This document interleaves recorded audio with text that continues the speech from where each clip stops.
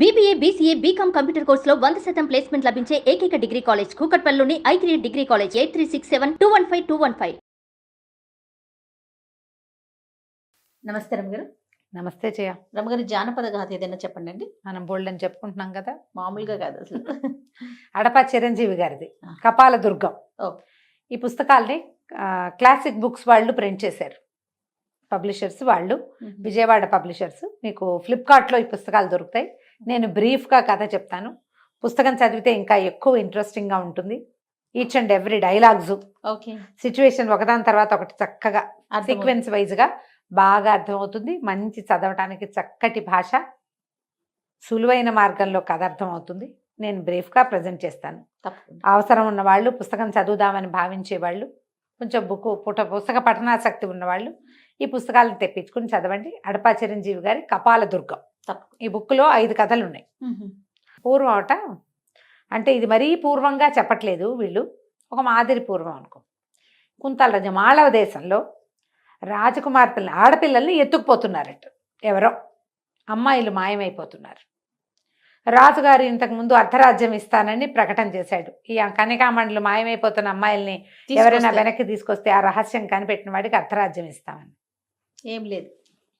తర్వాత రాజకుమార్తెను కూడా ఇస్తామని ప్రకటన చేశారు. చాలామంది వచ్చారు. రాజకుమార్తెను కూడా అనేసరికల్లా ఉత్సాహం వస్తుంది కదా. అయితే సరే, చాలామంది యువకులు చేరారు. ఎట్లా ఏమిటి తెలీదు, అమ్మాయిలు మాయమైపోతున్నారు అంతే తెలుసు. ఒక వృద్ధ సిద్ధుడు ఒక ఆయన వచ్చాడు, ఒక సాధు వచ్చి ఆయన ఏం చెప్పాడంటే, నేను నిడుపాటి గడ్డము, అది ముసలాయన. ఆయన ఏమన్నాడంటే, అంజనం వేసి ఎక్కడికి ఈ ఆడపిల్లలు మాయమైపోతున్నారో చెప్తానంటే సరే. చాలామంది వీరకుమారులని బోళ్ళంత మందిని కూర్చోబెట్టారు. సరే, అంజనం వేశారు. వేస్తే దారి కనపడుతోంది కొంత మటుకు. వీరాంజనేయుడు కనపడ్డాడంటే ఆంజనేయ స్వామి దారి చూపిస్తాడు. ముందుకెళ్ళేసరికల్లా ఓ పెద్ద మర్రి చెట్టు, ఓ బ్రహ్మరాక్షస అనగానే చూస్తున్నవాడు, అంజనం నుంచి చూస్తున్నవాడు భయపడిపోయి మానేశాడు. కేవమ్మని కేకలు పెట్టాడు, బ్రహ్మరాక్షస అంటే అయిపోయింది. కేవలం ధైర్యస్తులకే అంజనం కనపడుతుంది. వీరాంజనేయుడు దారి చూపిస్తాడు. భయపడే భీరువులకి ఆంజనేయ స్వామి ఏం చేయలేడు. అనేసరికల్లా ఈ జనంలో నుంచి, నిలబడిన కుర్రాళ్ళలోంచి ఒక కుర్రాడు వచ్చాడు, అమరసింహుడు. ఈ అమరసింహుడు ఎవరంటే ఈ రాజ్యం తాలూకు సర్వసైన్యాధ్యక్షుడి కుమారుడు. నేను వెళ్తాను, నేను తీసుకొస్తాను అన్నాడు. సరే, ఇతనికి ఒక స్నేహితుడు ఉన్నాడు, చిత్రాంగుడు. వీళ్ళిద్దరూ కలిసి ఉంటారు. మీ జానపద గాథల్లో చూడండి, రాజకుమారుడికి వెనకాల ఒకడు ఉంటాడు, ఒక వసంతుడు. అవును, వాడు స్టూపిడ్లా ఉంటాడు కానీ వాడికి సాహసం ఉంటుంది. భయపడుతూనే ఉంటాడు కానీ వెనకాలే వెళ్తాడు, మానేయుడు. అలాంటివి చాలా చోట్ల కనపడతాయి మనకి. ఈ చిత్రాంగుడు, అమరసింహుడు ఇద్దరు తయారయ్యారు. అయితే ఇప్పుడు నేను అంజనం వేసి చూపిస్తానంటాడు సాధువు. చూపిస్తే ఇది ఎలా వెళ్ళింది, 7 సముద్రాలు దాటాలి. దాటిన తర్వాత ఇంక భైరవ కోణ, ఒక పెద్ద స్థలం, ఓ మర్రి చెట్టు, ఒక బ్రహ్మరాక్షసి కాపలా కాస్తుంది. అందులోంచి లోపలికి వెళ్తే ఒక విశాలమైన ప్రాంతంలో కపాల దుర్గం ఉంది. ఆ పెద్ద కోటల్లే ఉంది. అది అన్ని మానవ కపాలాలతో నిర్మించబడినట్టుగా కనబడుతోంది. ఆ కోట గోడలు మానవ కపాలాలు పక్కపక్కన పెడితే, కపాలం అంటే తలపుర్రె, కపాలం అంటే తెలిసిందే కదా, మానవుని పుర్రెలతోటి తయారు చేయబడిన దుర్గం. దుర్గం లోపలికి ఎంటర్ అవ్వాల. ఇదంతా వెళ్ళాడు, లోపలికి ఎంటర్ అనేట్లా. అప్పుడు ఈయన ఏమన్నాడంటే, ఆంజనేయ స్వామి దారి చూపిస్తున్నాడు వీళ్ళకి ఇక్కడ దాకా. తర్వాత ఈయన పవర్ పనిచేయట్లా. అక్కడ ఏదో పటిష్టమైన మంత్రకట్టు ఏదో ఉంది. కట్టు కదిలిస్తే ఆంజనేయ స్వామి లోపలికి వెళ్ళిపోతాడు. మంత్రకట్టు కదిలించాలి. ఇప్పుడు ఈ కపాల దుర్గానికి వెళ్ళే దారి తెలిసింది క్లియర్గానే. 7 సముద్రాలు దాటాలి, ఎట దాటాలో తెలియదు. సరే, ప్రయత్నం చేస్తామన్నాడు. అమరసింహుడు ఏం చెప్పాడంటే, నేను తప్పకుండా వెళ్తాను.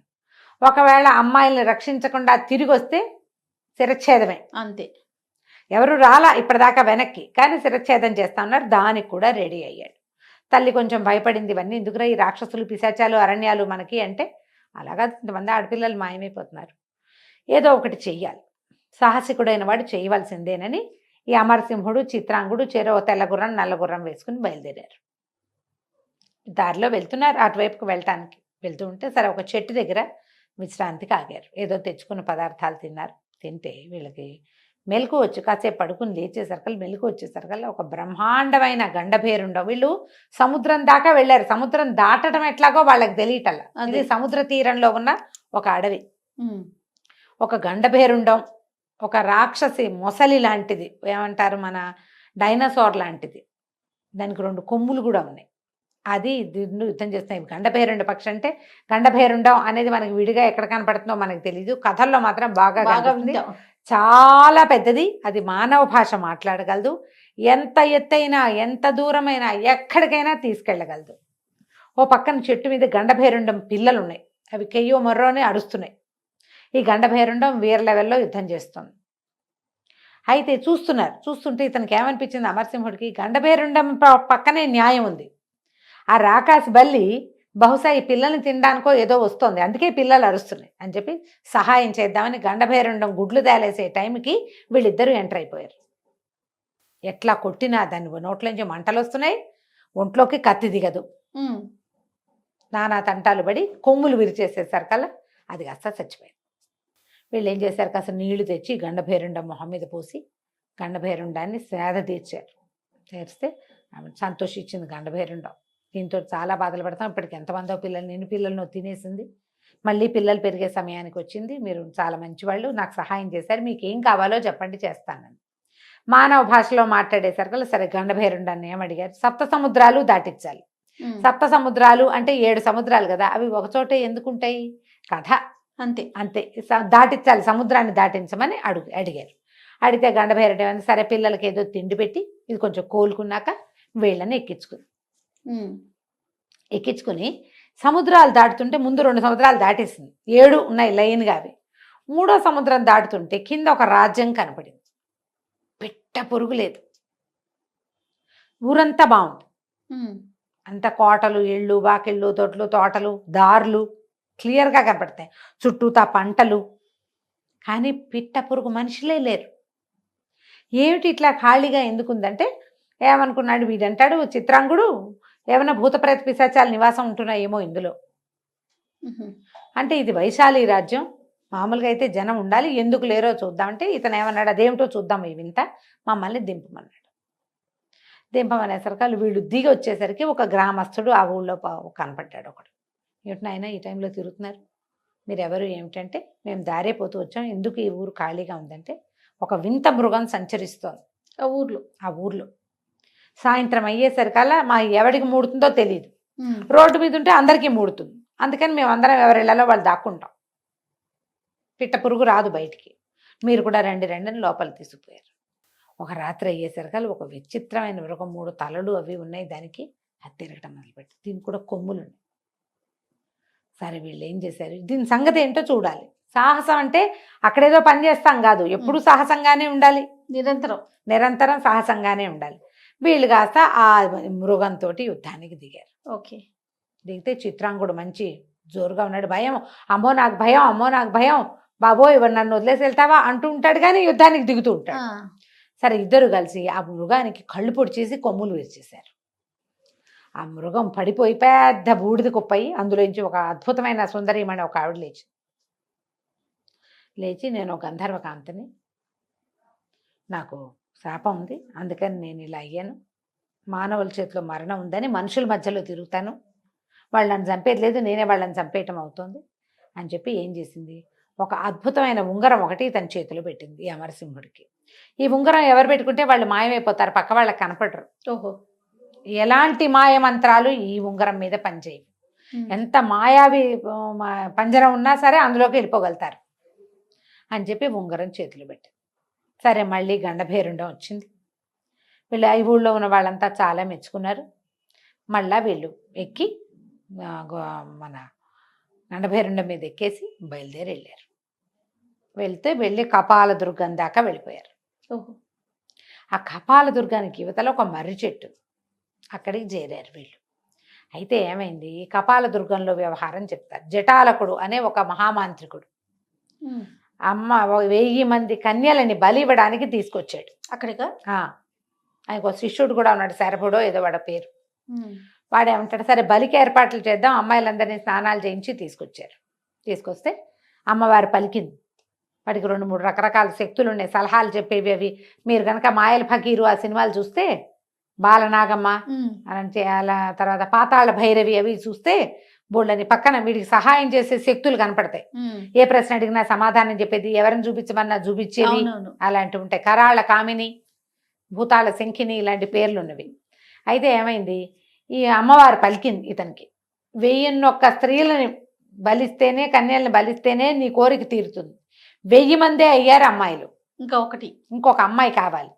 ఈ అమ్మాయి ఎవరు, ఒక ప్రత్యేకమైన స్త్రీ ఉంది, అదే నీ చావుకి కారణం అవుతుంది. అది కూడా చెప్పింది. ఆమెని కలిపితేనే ఈ బలి పూర్తవుతుంది. ఓహో. కానీ ఆమె నీ యొక్క మృత్యుదేవత. ఆ అమ్మాయిని తేవటం సులువు కాదు, చంపడం సులువు అసలు కాదు. అంటే ఏమైనా సరే నేను ఆ అమ్మాయిని తెస్తాను, ఆ అమ్మాయి ఎవరో చెప్పమన్నాడు వీడు.